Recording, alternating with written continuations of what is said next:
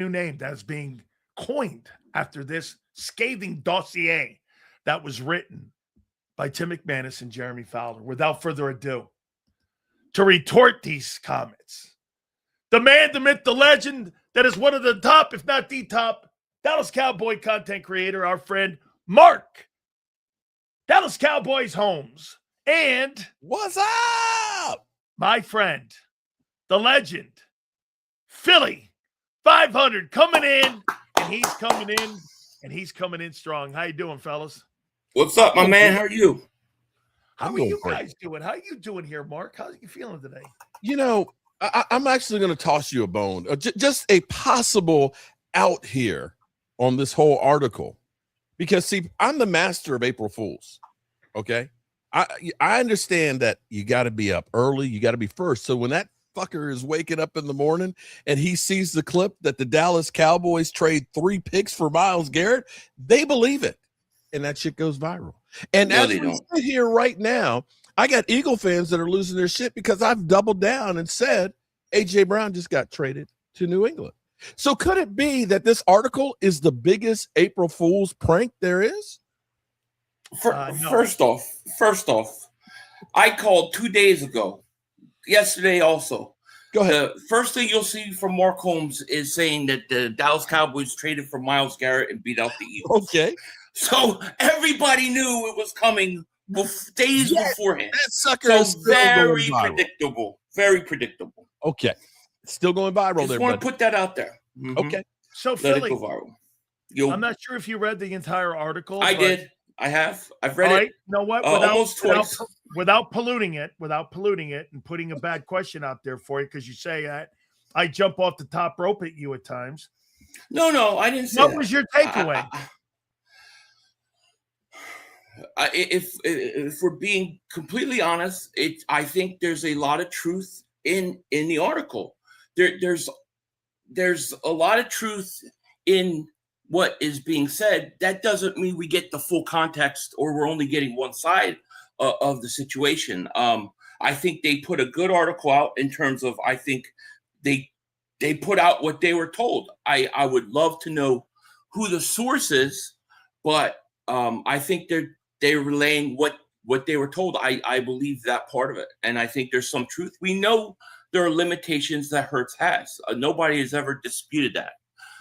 So I think some of it, I think there's grains of truth in it. And then I think there's parts that are just one-sided on whoever's source's motivation may be, which we don't know.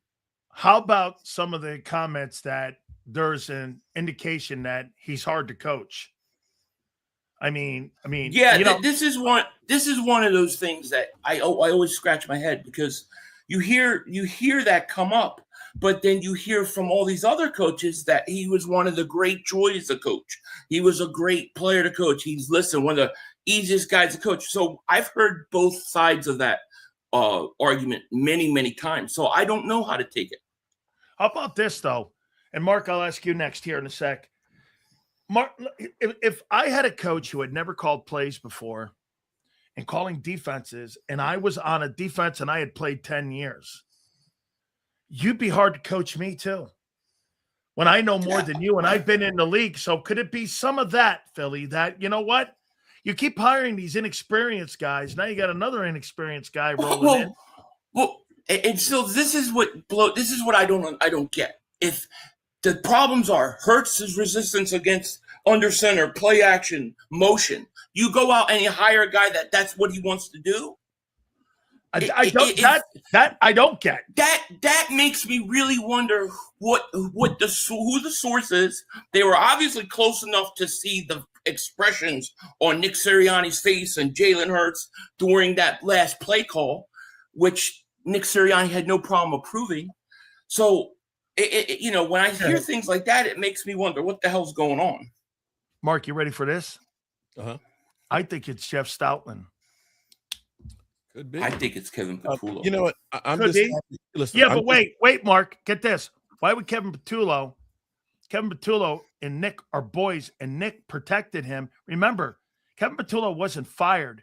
He was demoted. And until he got that job in Miami, remember, Nick protected him.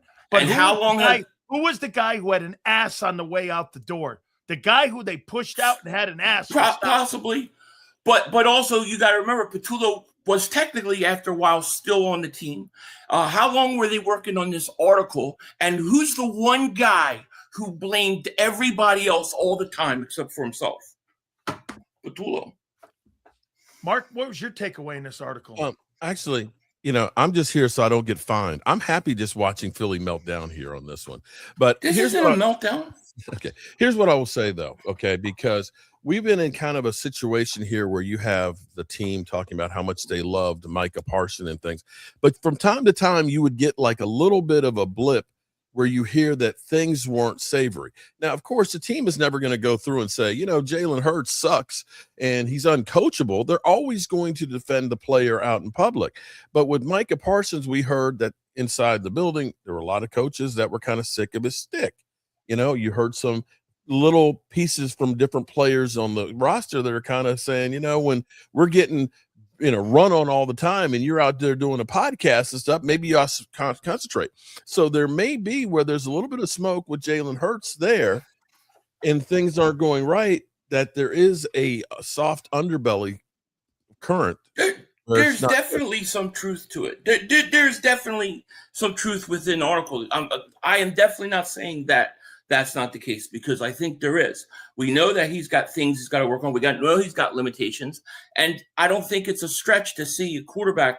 How many quarterbacks in this league want to do what they think works best and what they're comfortable with? So I think that all those things are not necessarily false at all.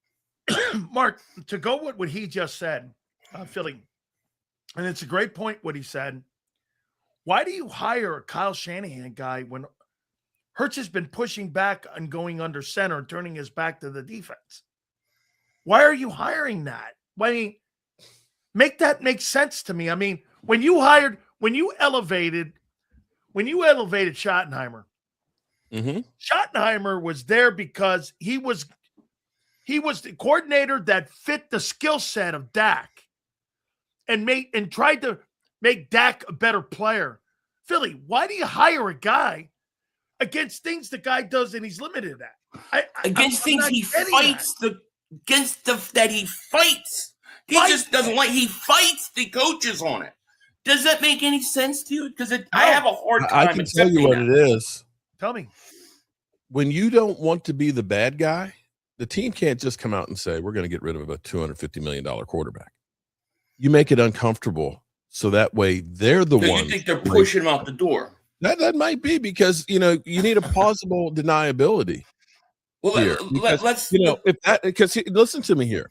If that is the owner's guy and the owner wants to keep him and you are like, I can't coach this guy, I need to get rid of him. You try and make it as uncomfortable as possible so that way it becomes ugly. Then you've got no blame. Philly, let's just say that what Mark is saying, just okay, put it out there like this. One problem with that. But wait, go like this with it. This is why maybe that yesterday, that glazed donut conversation that Lurie had. Lurie doesn't want to be made to look like the bad guy when they push this guy out. And I'll ask you this. You're right, Philly. Why hire people? Dude, it's like hiring a bus driver to be an airplane pilot.